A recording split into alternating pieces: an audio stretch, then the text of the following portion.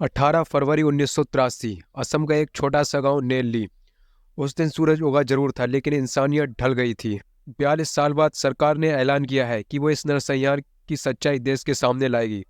आखिर क्या था ये नेल्ली नरसंहार और क्यों मारे गए थे हजारों मुसलमान?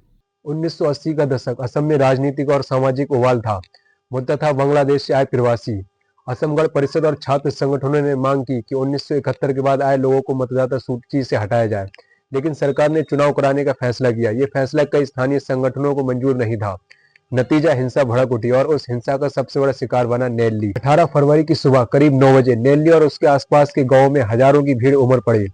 उनके हाथों में हथियार, भाले, बंदूकें और आग थी। कुछ ही घंटों में 2000 से ज्यादा मुसलमानों की हत्या कर दी गई। कई रिपोर्टों के अनुसार ये संख्या 5000 तक पहुंच गई थी।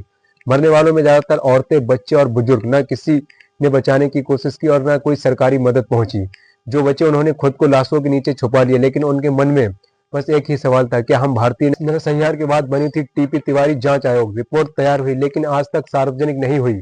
6000 से ज्यादा लोगों पर केस दर्ज हुए, लेकिन सबूतों की कमी और राजनीतिक दबाव की वजह से एक भी दोषी को सजा नहीं मिली। इतनी बड़ी घटना और इतिहास की किताबों से तकरीबन मिटा दी गई। क्यों? अब 42 साल बाद असम सरकार ने ऐलान किया है कि वो नेल्ली नरसंहार की रिपोर्ट सार्वजनिक करेगी। कहा जा रहा है कि अब सच्चाई सामने आएगी। कौन था जिम्मेदार? क्यों हुई इतनी बड़ी त्रासदी? और आखिर इन सालों तक देश को अंधेरे में क्यों रखा? नेल्ली की वो जख्म आज भी ताजा है। कई लोगों ने अपनों को खोया, कईयों ने अपनी पहचान, लेकिन अब 42 साल बाद सच्चाई सामने आने की उम्मीद जगी है, तो शायद उन आत्माओं को कुछ सुकून मिल पाए। यह कहानी सिर्फ असम की नहीं, यह कहानी है हमारी सामूहिक याददाश्त की, जिसने हमें भुला दिया। सुबह 9 बजे के आसपास हजारों की भीड़ ने नैली और आसपास के 14 गांवों को घेर लिया। उनके हाथों में भाले, तलवारें, आग की मसालें थीं। कुछ ही घंटों में सैकड़ों घर जल गए और मारे गए 2000 से ज्यादा लोग, ज्यादातर औरतें और बच्चे। आसमान में धुआं था, जमीन पर सन्नाटा और हवा में सिर्फ एक शब्द गूंज रहा था, क्यों?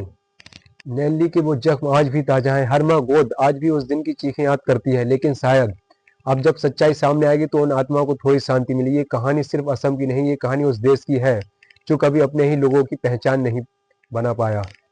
दोस्तों, अगर वीडियो अच्छी लगी हो तो वीडियो को लाइक करें, शेयर करें और चैनल को सब्सक्राइब करना ना भूलें। धन्यवाद।